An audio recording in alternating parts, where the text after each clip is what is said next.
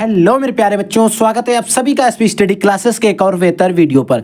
तो कैसे हो आप सब और कैसे चल रही है आपकी स्टडी। आई होप आप सभी लोग एकदम स्वस्थ और मस्त होंगे और आपकी स्टडी एकदम शानदार चल रही होगी। तो बच्चों आज हम पढ़ने वाले हैं क्लास 12 हिंदी के बारे में। बच्चों किसके बारे में? क्लास 12 हिंदी के बारे में। बच्चों आज हम बताने वाले हैं कि आपके पास जो भी 20 से 30 दिनों का समय बचा है, 1 महीने का समय बचा है, इस समय में आप अपनी हिंदी की पूरी तैयारी कैसे कर सकते हो। मैं आपको मात्र आज 6 चैप्टर बताने वाला हूं। अगर आपने 6 चैप्टर पढ़ लिए ना, आपको सिर्फ 6 चैप्टर पढ़ने पूरी हिंदी के अंदर। व्याकरण को अगर हम छोड़ दें, बस आपको ध्यान से समझना। आज का लेक्चर में हम पूरा डिटेल डिस्कशन करने वाले हैं विद ग्राफ के साथ, ताकि आपको कोई भी कंफ्यूजन, कोई भी दिक्कत ना हो। आज का लेक्चर आपको ध्यान से देखना, जिसमें मैं बात करूंगा सबसे पहले हिंदी का जो हमारा फर्स्ट पोर्शन होता है, जिसमें आता है खंड का।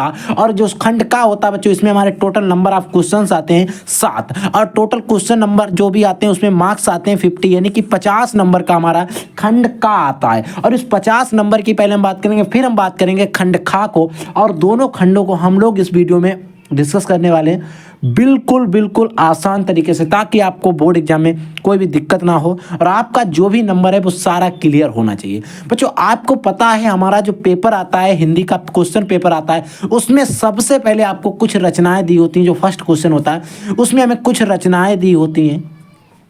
अब वो रचनाएं हमारी गद्य खंड की होती हैं और पद्य खंड की भी होती हैं। बच्चों आपको क्या करना है, रचनाओं के बारे में मैं बात करूंगा सबसे लास्ट में।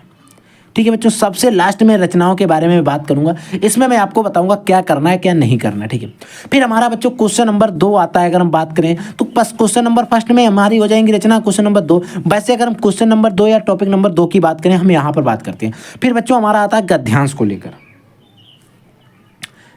क्या आता है बच्चों? गद्यांश को लेकर। इस गद्यांश में हमें क्या करना है, कुछ चैप्टर्स पढ़ने हैं। बच्चों आपको अगर पूरा गद्यांश कवर करना है, अगर गद्यांश का जो भी हमारा नंबर है अगर आपको पूरा चाहिए ना, तो आपको क्या करना है इसको समझिए। आपकी जो बुक है उसमें आपको 3 चैप्टर छांट लेना है। एक हमारा राष्ट्र का स्वरूप हो गया, हम और हमारा आदर्श हो गया, और अशोक के फूल हो गए। इन तीनों चैप्टर्स को आपको 100% बिल्कुल इसकी हिंदी समरी पढ़ लेनी है, एक बार हिंदी में पढ़ लेना है। हमारा जो राष्ट्र का स्वरूप चैप्टर, इसमें किसके बारे में बात की गई, क्या बात की गई है, इन चीज़ों के बारे में पढ़ लेना। हम और हमारा आदर्श जो हमारा चैप्टर, उसमें क्या कहा जा रहा है, किसके बारे में डिस्कस किया जा रहा है, आपको पढ़ लेना। फिर बात आती है अशोक के फूल जो हमारा है, इसमें क्या है, किसके बारे में कहा जा रहा है, पढ़ लेना। अगर आपने एक बार पढ़ लिया और इन चैप्टर से अगर मैं आपको 4 से 6 लाइन उठा के दे दूँ, 100% है आप पहचान लोगे। बात आती है बच्चों राष्ट्र का स्वरूप जो हमारा एक चैप्टर है, वो हमारे डॉक्टर वासुदेव शरण अग्रवाल जी के द्वारा लिखा गया है। हम और हमारा आदर्श जो एक चैप्टर है, उसको डॉक्टर APJ अब्दुल कलाम के द्वारा लिखा गया है। और अशोक के फूल है, जिसको डॉक्टर हजारी प्रसाद द्विवेदी के द्वारा लिखा गया है। आप क्या करिए, गद्यांश में आपके पास 4, 6, 10, 15 जो भी चैप्टर हैं, कोई भी मत पढ़िए। आप सिर्फ और सिर्फ इन 3 चैप्टर्स को पढ़ लीजिए। 100% नहीं, 99.99% चांस है कि आपको इन्हीं से कोई ना कोई गद्यांश फंस जाएगा। और अगर कई साल के अगर आप प्रीवियस ईयर क्वेश्चन पेपर उठाओगे और उनका एनालिसिस करोगे, तो आपको 100% मिलेगा कि सर हाँ, इन्हीं चैप्टर से हमसे गद्यांश पूछे जा रहे हैं। समझ में आया? तो अगर आपको गद्यांश के नंबर पूरे करने, पुख्ता करने, तो आपको 3 चैप्टर पढ़ लेना है। राष्ट्र का स्वरूप, हम और हमारा आदर्श, अशोक के फूल। अशोक के फूल को लिखा है हजारी प्रसाद द्विवेदी ने। हम और हमारा आदर्श डॉक्टर APJ अब्दुल कलाम। राष्ट्र का स्वरूप डॉक्टर वासुदेव शरण अग्रवाल के द्वारा लिखा गया। इतना आपको गद्यांश में आपको ओनली ऑन 3 चैप्टर पढ़ लेने हैं, और गद्यांश के जो भी नंबर हैं वो आपको पक्के हो जाएंगे। और आपको पता है कि हमारे बोर्ड एग्जाम में जो गद्यांश आता है वो पूरे 10 नंबर का आता है। इसमें लगभग 5 क्वेश्चन रहते हैं और प्रत्येक क्वेश्चन 2 नंबर का रहता है, यानी कि 10 नंबर के गद्यांश हमारे बोर्ड एग्जाम के अंदर आता है। समझ में? अब देखिए बच्चों, अगला बच्चों अब बात करते हैं पद्यांश को लेकर। बच्चों 10 नंबर का ही पद्यांश भी आता है। इसमें भी 4 से 5 क्वेश्चन रहते हैं, और प्रत्येक क्वेश्चन लगभग 2 नंबर का रहेगा, 10 नंबर के आएंगे। ठीक है, 4 क्वेश्चन रहते हैं तो प्रत्येक क्वेश्चन 2.5 नंबर का रहने वाला। ठीक है, अब बच्चों इसमें 3 चैप्टर पढ़ना है आपको। पवन दूतिका हो गया, कैकेयी का अनुपात हो गया, गीत पढ़ लेना, और अभिनव मनुष्य। 4 आपको पढ़ लेना, पवन दूतिका, कैकेयी का अनुपात, गीत और अभिनव मनुष्य। आपको इन 4 चैप्टर जो है इनको बिल्कुल ध्यान से पढ़ लेना, हिंदी इनका पढ़ लेना अर्थ के साथ। जो बच्चों आपका पवन दूतिका, जिसको अयोध्या सिंह उपाध्याय हरिहौद के द्वारा लिखा गया है, और हमारा जो कैकेयी का अनुपात है इसको लिखा है मैथिली शरण गुप्त के द्वारा लिखा गया है, इसको मैथिली शरण गुप्त ने लिखा है। और जो हमारा गीत है एक महादेवी वर्मा का भी गीत है, लेकिन आपके जो सिलेबस में दिया गया जो जयशंकर प्रसाद का गीत है इसको आपको ध्यान से पढ़ लेना है ताकि आपके गीत के जो भी नंबर हैं वो क्लियर हो जाए। और अभिनव मनुष्य को लिखा है डॉक्टर रामधारी सिंह दिनकर के द्वारा। इस अभिनव मनुष्य को भी आपको ध्यान से पढ़ना है और अभिनव मनुष्य को लेकर इसमें आपको पढ़ लेना है 1 से 2 स्टैंजा जो आपके प्रीवियस ईयर बोर्ड एग्जाम में आए हों उनको पढ़ लीजिएगा ताकि आपको अंदाजा लग जाएगा, आपकी प्रैक्टिस हो जाए किस तरीके से आने वाला है। अन्यथा मैं आपके लिए गद्यांश और पद्यांश का एक मिक्सअप वीडियो लेकर आने वाला हूं जिसमें मैं आपको सॉल्व करना बताऊंगा। कई सारे मैंने, अगर आप लोग previous year question paper solve करते होंगे तो वहां पर मैंने बताया है कैसे आपको गद्यांश और पद्यांश को सॉल्व करना रहता है। इन चीज़ों के बारे में बताया है, इससे पहले ही कई बार मैं बता चुका हूँ। ठीक है बच्चों, तो ये थे गद्यांश और पद्यांश के कुछ इंपॉर्टेंट चैप्टर्स। अब हम बात कर लेते हैं कुछ इंपॉर्टेंट जीवन परिचयों के बारे में। बच्चों हमारा चौथा टॉपिक या चौथा क्वेश्चन जो है उसमें हम बात करेंगे जीवन परिचय को लेकर या साहित्यिक परिचय को लेकर। बच्चों जीवन परिचय क्या होते हैं, साहित्यिक परिचय क्या होते हैं, इनके बारे में समझिएगा।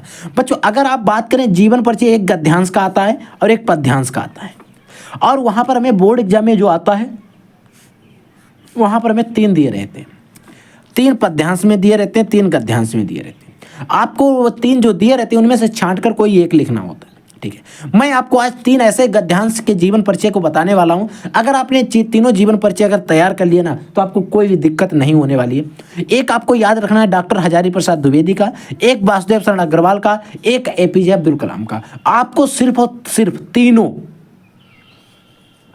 जीवन परिचय याद रखिएगा।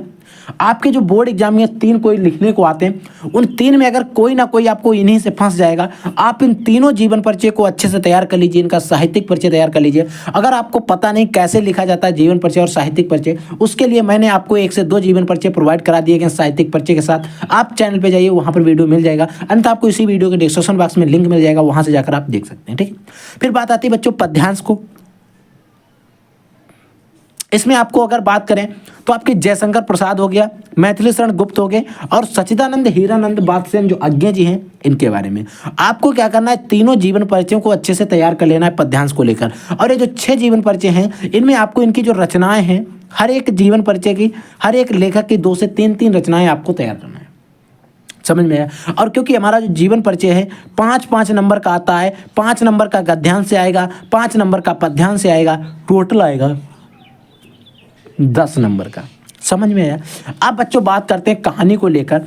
बच्चों हमारे बोर्ड एग्जाम में कहानी आती है जिसको मुझे 80 वर्ड में लिखना होता है, और इस कहानी को 80 वर्ड में लिखने के हमें 5 नंबर दिए जाते हैं। आपको 2 कहानी तैयार रखना है, एक बहादुर और एक पंचलाइट। आपको बहादुर कहानी के बारे में समरी पता होना चाहिए और आपको पंचलाइट कहानी पूरी पता होना चाहिए ताकि आपको कोई दिक्कत ना हो। और अन्यथा मैं तो कहूँगा कि आप पूरी पंचलाइट को अगर आप अच्छे से तैयार कर पाते तो इसी को तैयार कर लेना, इसको ना भी तैयार करना तब भी कोई बात नहीं। अन्यथा अगर आपके पास समय बचता है तो इसको भी तैयार कर लेना। बाई चांस ना आई पंचलाइट तो आप इसको लिख देना। वैसे आप मुझे 90%, 9.99% हमें चांस है कि हमारी पंचलाइट कहानी बोर्ड एग्जाम में जरूर आएगी। ठीक है, समझ में आया। अब बच्चों लास्ट हमारा आता है खंड काव्य। खंड का के अंदर लास्ट आता है खंड काव्य। ठीक है, अब खंड काव्य भी हमारा 5 नंबर का आता है लगभग। अब बच्चों क्या होता है, खंड काव्य हर एक जिले का अलग अलग होता है। तो आप लोगों को क्या करना है, हमारे वीडियो के डिस्क्रिप्शन बॉक्स में जाना है, कमेंट सेक्शन में जाना है, वहां पर अपने जिले का, राज्य का नाम टाइप कर देना है। मैं आपको बता दूंगा आपको कौन सा खंड काव्य पढ़ना है, वहां पर आप उस खंड काव्य को पढ़ लेना। और खंड काव्य आपके 100% चांस होते हैं कि आता ही आता है, 100% आएगा और आपके वो 5 नंबर बिल्कुल पक्के होते हैं। ये चीज़ आपको ध्यान रखना है। ठीक है, अब हम बात करते हैं खंड खा की। मैंने आपको बताया था इससे पहले कि खंड का में टोटल क्वेश्चन 7 आते हैं। यहाँ पर मैंने 6 बताया क्योंकि जो हमने आपको रचनाओं को लेकर बताया है वहाँ पर मैंने आपको बताया है कि रचनाएं में गद्य और पद्य की अलग अलग आती हैं, तो वहाँ पर क्वेश्चन हमारे 2 बन जाते हैं। हमने यहाँ पर आपको बताया कि नंबर ऑफ क्वेश्चन 7 आते हैं, तो यहाँ पर 2 क्वेश्चन बनते हैं, एक गद्य का बनता है, एक पद्य का बनता है। 5-5 रचनाएं होती हैं और ये 10 नंबर की होती हैं। इनको तैयार करने के लिए आपको क्या करना है समझिएगा। इनको तैयार करने के लिए क्या करना है, आपको प्रीवियस ईयर की रचनाएं पढ़ लेनी है जो हमारे बोर्ड एग्जाम में आई हूँ।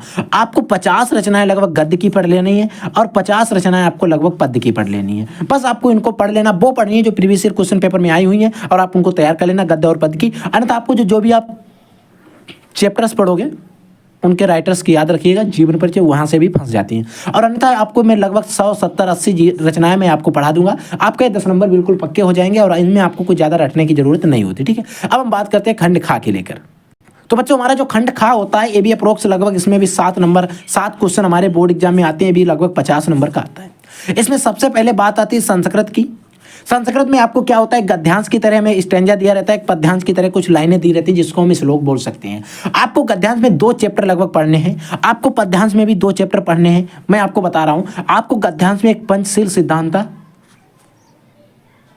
और एक महामना मालवीय जी, आपको दोनों चैप्टर फर्स्ट एंड सेकंड आपको दोनों चैप्टर अच्छे से पढ़ लेने, आपको हिंदी समझ लेना है। एक पंचशील सिद्धांत, एक महामाना मालवीय जी, क्योंकि आपके जो पेपर आएगा वहाँ पर 2 दिए रहेंगे, उनमें से आपको सिर्फ कोई ना कोई एक करना रहेगा। वहाँ पर एक जो आपको करना रहेगा उनमें से आपको यहीं से फंस जाएगा, ये मेरे 100% चांस है। अगर हम प्रीवियस ईयर के क्वेश्चन पेपर में अगर मिल जाता तो देखते, मैं आपको दिखा रहा हूँ। देखिए बच्चों यहाँ पर खंड खा है, अब इस खंड खा में महामाना मालवी वाले विद्वान वाला चैप्टर उसी से इसमें दिया गया। ठीक है, अब ये वाला नहीं है। ठीक है, अब यहाँ पर देखिए आपको गद्यांश पद्यांश में भी प्रच्छत्तम ये वाला आपको मिल रहा है। ठीक है, आपको यहाँ पर दोनों मिल रहे हैं। अब वो गद्यांश की बात करें या फिर पद्यांश की बात करें, आपको ये पद्यांश वाला जो इसमें दिया गया है, ये सुभाषी रत्नानी वाला हमारा जो चैप्टर है, एक चैप्टर है पद्य में, उससे दिया गया। ठीक है, तो आपको गद्य और पद्य में सिर्फ इतना तैयार कर लेना है। अब बच्चों बात आती है खंड काव्य के अंदर जो बाद बाकी बचती है वो लगभग हमारी सारी व्याकरण बचती है। अब इस व्याकरण की जो भी इसके लगभग 6 क्वेश्चन बचते हैं, 5 क्वेश्चन लगभग बचते हैं। इन 5 क्वेश्चन को 6 क्वेश्चन जो भी आपके बचते हैं, इन क्वेश्चंस को क्या करेंगे, हम एक अन्य वीडियो में कवर करेंगे। उसमें मैं आपको इन सभी का सलूशन के साथ बताऊंगा, क्योंकि बच्चों इन क्वेश्चंस का सलूशन बताता तो टाइम लगता, वीडियो बहुत ही लंबा हो जाता। नो प्रॉब्लम, मैंने आपको बता दिया, अगर आप इतना तैयार कर लेते हो तो अच्छे नंबर आ जाएंगे। अब बात आती है व्याकरण की, और इसमें हमें एक निबंध भी लिखना होता है, तो निबंध भी हम आपको लिखकर बताएंगे, कौन से निबंध आपको तैयार करने, कैसे लिखना है, इन सारी चीज़ों पर हम डिस्कस करेंगे। बस आपको बने रहना हमारे के साथ और तैयारी करते रहना। आपके पास जो भी समय, 1 दिन, 2 दिन, 4 दिन, महीने, 2 महीने, 4 महीने, 10 महीने, यानी कि आपके पास 1 घंटे का भी समय है, आप उसमें पढ़ाई करिएगा, स्टडी करिएगा, ताकि आपके जो बोर्ड एग्जाम में नंबर्स हैं उनमें कोई भी कटौती ना हो सके। तो बच्चों आप लोग पढ़ते रहिए। अगर कोई क्वेश्चन, कोई डाउट होता है कोई भी किसी भी सब्जेक्ट को, तो वीडियो के कमेंट सेक्शन में कमेंट करके आप पूछ सकते हो। तो हम मिलते हैं किसी नेक्स्ट वीडियो में धमाकेदार टॉपिक के साथ, तब तक के लिए जय हिंद, वंदे मातरम।